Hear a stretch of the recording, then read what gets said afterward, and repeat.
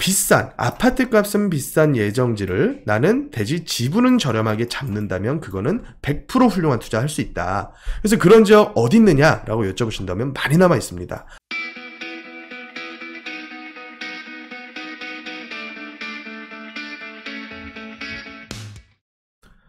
안녕하세요. 오늘은 모아타운 얘기를 좀 해볼까 합니다. 서울시에서 모아타운 후보지를 계속 늘리고 있는 와중에 기존 후보지들이 어떻게 진행되고 있는지 궁금해하시는 분들 많겠습니다.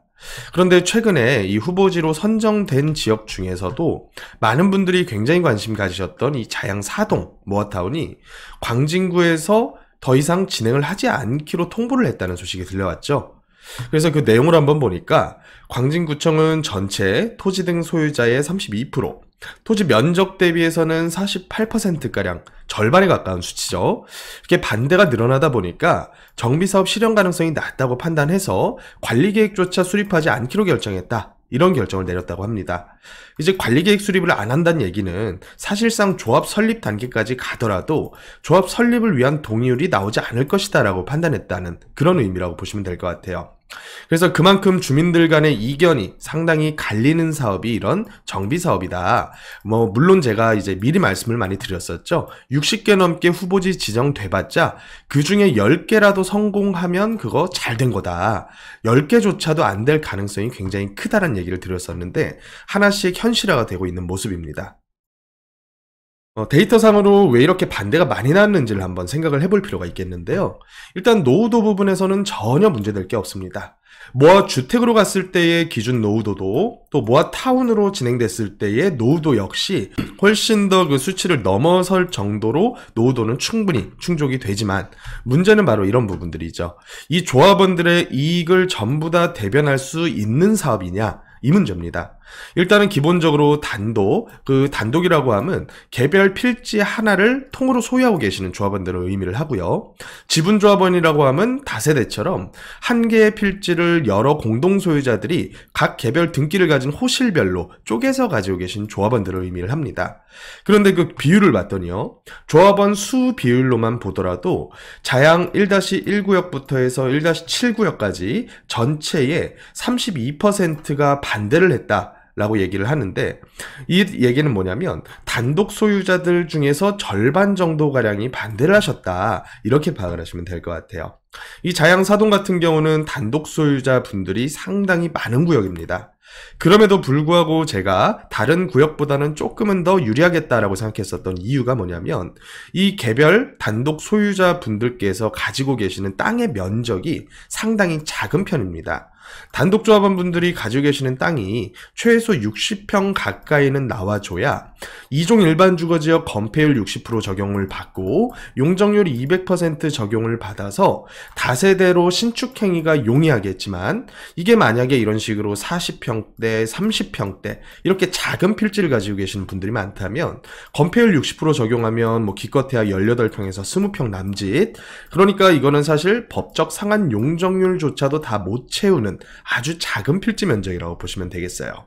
그렇다 보니까 이 단독 소유주 분들조차도 절반 정도는 내 소유권 행사를 못하는 작은 땅을 가지고 있느니 차라리 모아주택 같은 형태로 통개발을 해서 아파트를 받자, 이런 판단을 하시는 분들도 계시겠지만 이제 평균이다 보니까 어느 분들께서는 이 60평을 넘어서는 단독을 가지고 계시는 분들도 꽤나 계셨을 거란 말이죠. 그렇다 보니까 그런 분들 입장에서는 이제 반대를 던지는 것이 본인 사유재산권을 지키는데 더 유리하겠다, 이런 판단을 하셨겠죠. 그래서 결국에는 이 반대파가 강하다 보니까 태지 통보까지 되는 그런 결과를 낳게 됐는데 우리가 여기서 한번 이런 생각을 해볼 필요가 있어요. 그렇다면 과거에 후보지 선정된 지역들 과연 제대로 진행되고 있을까? 또 현재까지는 그래도 어느 정도 진행이 되다가도 앞으로 이게 구역이 본지구 지정도 못 가고 자빠지는 구역이 많이 늘어나지 않을까, 이런 걱정을 하실 수도 있을 것 같아요. 그래서 오늘은 2차 모아타운으로 후보지 선정된 지역들 위주로 해서 어떤 후보지들이 해제될 우려가 클지에 대해서 한번 생각을 해보겠습니다. 자, 그러면 제가 21군데 2차 모아타운 후보지 선정된 지역들을 데이터를 한번 뽑아왔는데요. 이 지역들에서 우리가 뭘 보셔야 되냐면 첫 번째로는 각 건축물 용도별로 얼마만큼의 조합원 수가 배분이 돼 있느냐를 볼 필요가 있을 것 같아요. 이 조합원 수라고 하는 게 나중에 가서 동의를 받을 때 이 동의율에서 항상 영향을 미치게 되는데요. 첫 번째로 받으셔야 되는 동의율이 조합원 숫자 대비해서 80% 이상의 동의가 있어야 됩니다. 또 두 번째로 AND 조건으로 조합원들께서 가지고 계시는 각 대지 면적 기준으로 해서요. 대지 면적의 3분의 2, 그러니까 약 한 67%가량의 대지 면적 소유권자들이 동의가 있어야 됩니다. 또 작년 연말에 가로주택 정비 사업이 개정이 되면서 3번 요건이 하나 늘어난 것이 있는데, 각 개별 단독, 그러니까 다세대 지분 소유자를 제외한 나머지 통건물 소유자들의 절반 이상의 반대가 있으면 조합 설립을 받을 수가 없습니다. 이 세 가지 조건을 과연 이 데이터상으로 잘 채울 수 있을지 혹은 잘 못 채울지에 대해서 한번 분석을 해보겠습니다. 일단 조합원 수별로 한번 봤을 때 제가 보는 기준으로 조금 위태로워 보이는 구역들이 좀 있어요. 첫 번째로는 거여동 555번지 일대, 이쪽 일대가 입지 좋기로 굉장히 유명한 구역입니다. 입지로 봤을 때는 거여역에 바로 붙어있는 구역이기 때문에 일단은 역세권이 될 수 있는 구역이고요. 또 송파구의 끝자락이긴 하지만 그래도 이 뒤쪽에 거여마천 뉴타운과 더불어서 북일해까지 입주가 다 들어오게 되는 그런 상황이다 보니까 이 거여동 555번지 일대는 모아타운 중에서도 손에 꼽히는 입지였단 말이죠. 그런데 이 지역의 조합원 수 배분을 한번 보니까 단독 주택을 가지고 계시는 분들의 비율이 약 70%에 가까운 정도로 많습니다.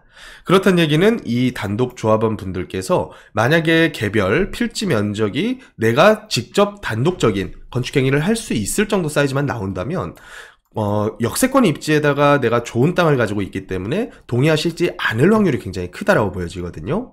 그래서 그 개별 필지 면적을 봤더니 다행히도 그 개별 필지 면적의 평균은 40평에도 못 미칠 정도로 작은 면적 가지고 계시는 분들이 거의 대부분이었습니다. 그렇지만 이 지역 같은 경우는 임차 수요가 많은 역세권이라는 점 간과하면 안 되겠습니다.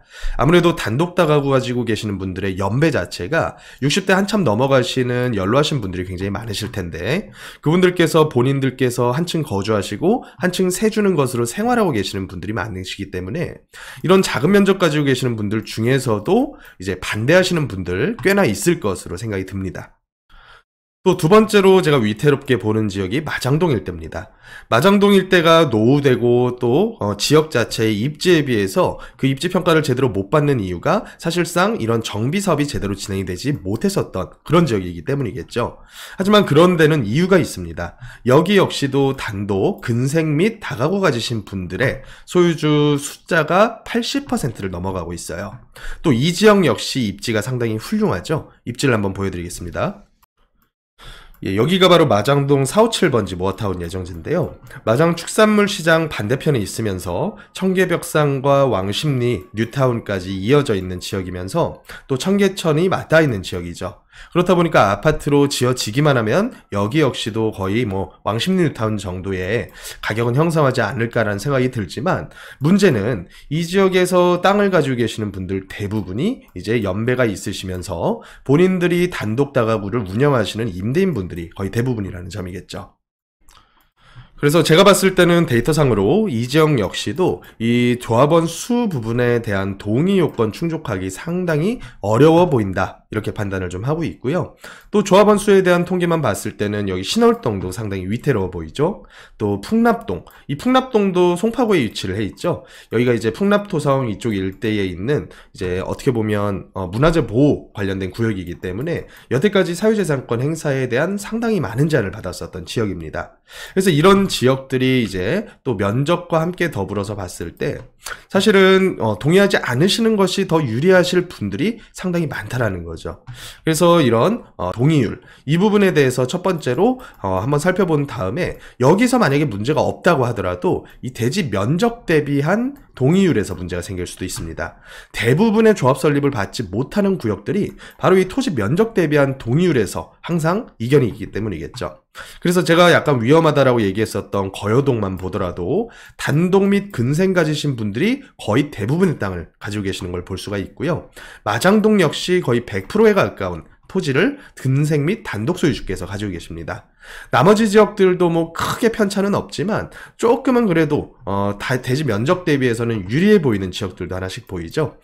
아주 본격적으로 입지와 더불어서 활발하게 건축 행위가 있었던 지역들은 이제 노후가 진행이 되더라도 다세대 위주로 노후가 된 지역들이 꽤나 존재를 합니다.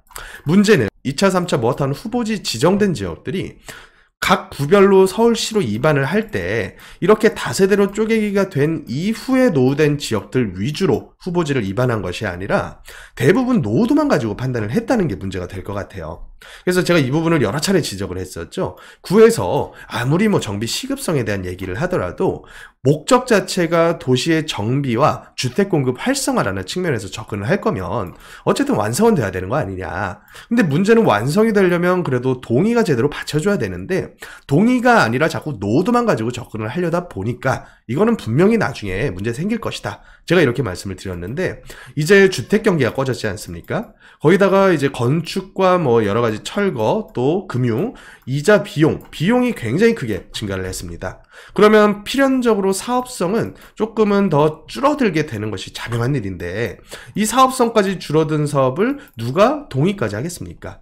그렇다 보니까 지금 상태에서는 동의 위주로 해서 똘똘 뭉친 지역들 아니면 사실은 세월이 이 하락장이 조금 더 지속이 된다라고 감안하면 해제돼서 다시 원점으로 회귀하는 후보지들 무지하게 많아질 것이다. 이게 제가 보고 있는 여태까지 60군데 넘게 지정된 모아타운 후보지들에 대한 의견입니다. 그래서 지금껏 설명드렸던 내용 간단하게 정리를 해보면 일단 임차 수요가 많은 지역이면 불리할 수밖에 없습니다. 아무래도 단독 다가구 소유주분들이 운영하시는 데 있어서의 수익이 조금 더 높을 수밖에 없기 때문에 본인들께서 건물 가지신 분들 임차 수요 많은데 괜히 그거 헐어서 아파트 한 채 받고 싶어 하시는 분들 흔치 않으실 겁니다. 그리고 나서 50평대 이상 즉 건축을 설계 뽑았을 때들은 설계 제대로 나올 만한 필지 면적 가지고 계시는 분들은 동의하시지 않을 분들 굉장히 많으실 겁니다.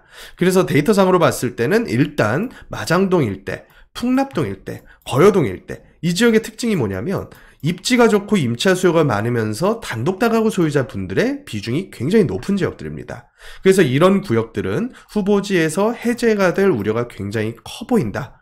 이런 판단이 좀 들고요. 또 이렇게 사업 추진을 하다 보면 이 관리계획 수립한다는 것이 여간 어려운 일이 아닙니다. 물론 이제 후보지 선정된 이후부터는 구와 또 신탁 방식 또 공동시행 방식 이런 시행 방식으로 참여를 하시는 조합원들이 굉장히 많아지실 거기 때문에 조금은 더 유리해질 수 있는 측면이 있겠지만 이제 와서 새롭게 후보지를 선정되기 위해서 움직이고 있는 이를테면 삼전동 같은 지역들 이런 지역들은 100이면 100 다 공동시행 방식 방법으로 또 투트랙 전략으로 전략을 짤 수밖에 없겠다 이런 판단이 좀 들더라고요. 그러면 지금껏 설명드렸던 해제 위험이 있는 그런 지역들을 떠나서 우리가 어쨌든 투자에 도움이 되려고 이런 영상들을 시청하지 않습니까? 그러면 그런 투자 관점에서 각 지역, 각 후보지들을 한번 살펴보겠습니다. 첫 번째로 살펴볼 지역은 이번에 모아타운으로 무지하게 많이 지정됐었던 강서구 일대 한번 살펴보고요. 또 두 번째로 그에 못지않게 많이 지구 지정된 면목동 일대 이 두 군데에 대한 특징을 한번 살펴보고 또 그에 반해서 이런 지역들이 또 있죠. 후보지로 선정된 곳이 한 군데도 없습니다. 아주 깨끗하죠. 또 이런 지역도 있죠. 후보지로 선정된 데가 아무 데도 없어요. 정말 깨끗하죠. 그러면 제가 첫 번째로 보여드렸던 면목동과 신월동 이쪽 두 군데와 또 양재동, 개포, 사동과 반포동 이 두 군데 섹터들의 차이점에 대해서 한번 생각해 볼 필요가 있어요. 이 두 군데의 차이점은 저는 이렇게 봅니다. 모아타운 후보지도 엄청 선정이 됐고 진행도 더딘 데도 있고 빠른 데도 있겠지만 어쨌든 되고 있어요. 그런데 이 지역들 현재 과연 투자자 입장에서의 투자 수익률은 어떨까? 제 생각으로는 그렇게 훌륭하다라고 볼 수는 없을 것 같다. 왜냐하면 이 진행이 돼서 완성품인 아파트를 받아야 투자가 끝나는 것이 아니라 적당하고 싼 값에 내가 매수한 이후에 비싸게 피가 붙으면 매도해서 거기서 나오는 걸 가지고 우리 투자 비용 대비한 수익률을 따지지 않습니까? 그런데 이 지역들의 특징은 후보지까지 선정이 됐는데도 피가 안 붙어요. 피가 붙더라도 아주 미미합니다. 그러면 이 지역들 과연 후보지 선정되고 나중에 아파트 된다 손 치더라도 이게 훌륭한 투자라고 볼 수가 있겠느냐? 이 점이 하나가 있고요. 또 두 번째로 보여드렸었던 양재동 혹은 개포동 혹은 반포동 이런 지역들의 특징은 뭐냐? 모아타운이 아니라 뭐 신통이건 혹은 뭐 도시 정비형이건 역세권 시프트건 뭐 하나 후보지로 제대로 선정된 데가 아무것도 없어요. 그런데 이런 지역들이 현재 어떤 식으로 프리미엄이 붙어 있냐면 내가 샀었던 금액 대비해서 거의 2배 가까운 수준의 피 붙어 있는 데들이 굉장히 많을 겁니다. 그게 왜 그러겠습니까? 당연히 이 입지에 대해서 나오는 사람들의 기대감이겠죠. 그러면 이 두 가지 중에서 우리는 투자자 입장에서 봤을 때는 어느 투자처를 선택을 해야 될 것이냐? 너무나 그 결과가 자명한 일이죠. 완성이 안 돼도 돈 되는 곳 찾아가는 게 정답일 겁니다. 물론 아무데나 아무 가격에나 사란 얘기가 아니라 쌀 때 사야 된다는 얘기죠. 그러면 언제 싸냐? 제가 누누이 말씀드리는 거 예정지 상태인 데를 찾아서 비싼 아파트 값은 비싼 예정지를 나는 대지 지분은 저렴하게 잡는다면 그거는 100% 훌륭한 투자할 수 있다. 그래서 그런 지역 어디 있느냐라고 여쭤보신다면 많이 남아 있습니다. 강남 3구에도 많이 남아 있고요. 또 어디 남아있냐면 한강 끼고 있는 한강변에 있는 구들에서도 꽤나 많이 남아있습니다. 자양동도 있고요. 또 뭐 노량진 같은 지역들도 있고요. 또 마포 같은 지역들도 있고요. 이런 지역들 중에서 내가 만약에 아파트 값이 지어놨을 때 한 15억대 가까이 되는 그런 지역이다.